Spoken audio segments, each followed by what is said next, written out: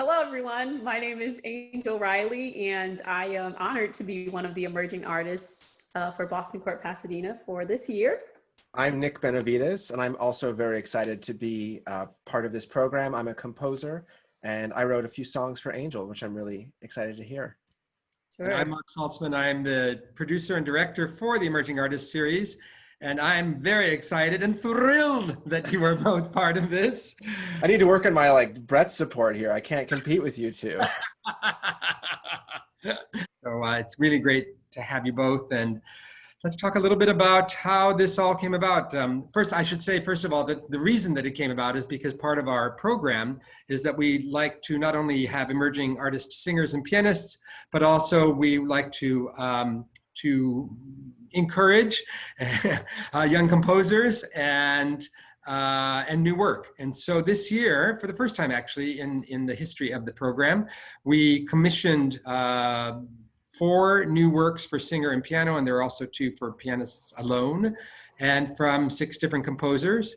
And all of the works are all going to be premiered during the concert season this October. So we're really excited that we can be part of that, that germinating and seminating process. So tell us a little bit what it was like for you two.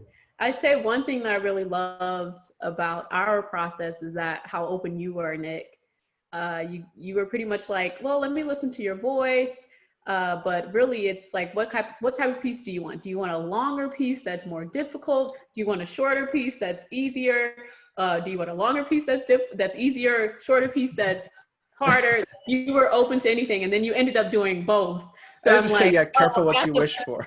I get both worlds. So I don't know. Do you want to start with maybe patience? Yeah, so I think it was kind of a fortuitous happening. I think around within a few days, because we were struggling to find a text, we kind of knew what we wanted to talk about. We talked about, well, when we were introduced was just when the lockdown was starting, like a month after. So on everybody's mind was patience, solitude, being alone, but being maybe overly connected. And we kind of agreed really quickly what we wanted to write about, but not what the text was. And then kind of back to back, I get an email from you that's I found this poem and I love it. And then I got an email from Mark that's I was inspired to write a poem for you. Right. And I had this choose your own adventure compositional moment where I was well, okay, do I go down this path? This is the text that Mark gave me was very American songbook style. Mm-hmm. But then Patience was just this amazing poem that I had never set anything like it before. It was really almost conversational. And so they were just completely opposite. And I decided to choose both adventures. But Patience, I think, people who listen to this, read the text and listen to this song will see just an amazing flowering of words and texts that I feel it's simultaneously very small. We talk about literally just literally birds and bees in a way, all the way to just the concept of what it's like to sit with yourself for a little while.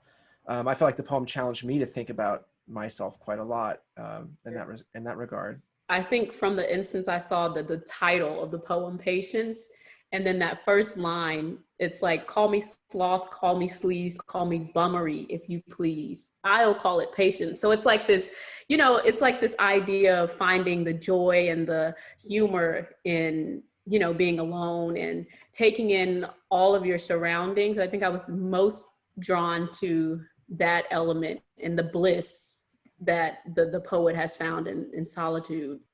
I would say one thing that I found most interesting is kind of how he goes through these entanglements with nature, but then he has, you kind of draw it out. You have these very staccato and fast moving note sections. And then you have these long legato sections. And I think you really mastered finding, that interaction with the environment, but then also bringing it back home and having him, show that he's actually in solitude with himself.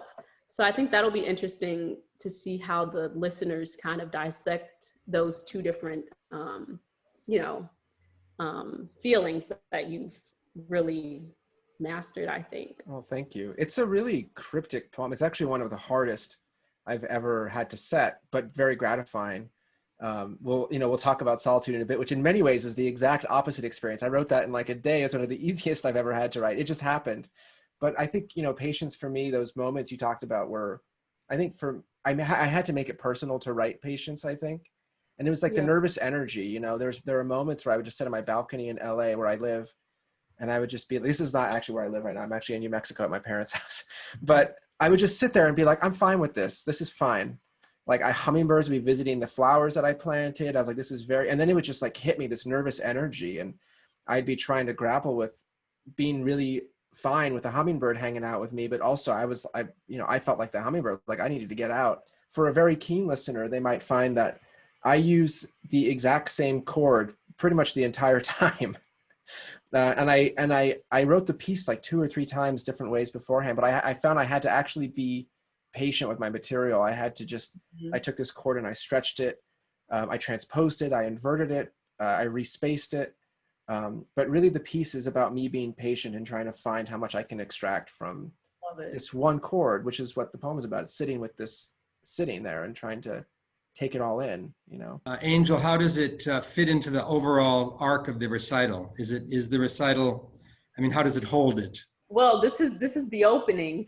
So I think it perfectly sets the tone for the entire recital. I also think it gives a nice positive and welcoming tone, as opposed to some of the intersections, especially in the Spielman that comes later. But I think it really gives a nice opening. And just because of how set and confident the narrator of this piece is, I think it just really shows the inner contentment of solitude. So I think it's the perfect opening. And especially with the way Nick has composed it. I guess you'll hear it during the recital, but it really is a great representation of, that bliss and inner contentment of solitude. I think your poem is it's just very forward with what it means. Yeah. And all types of writing are gratifying. It was fun to have both types, the Ross Gay, you can get into it right away, but then there's these layers, and there's beauty to that. But there's also a beauty to just wearing your emotion on your sleeve. Yeah. And my solitude is just that. It was just like, it was there. I sat down and I was like, well, and it just came together, which was so beautiful. I think this piece just really fell into place as a closer. It's so cabaret and like you said, American Songbook, like it's just like an encore piece. So I think it's great.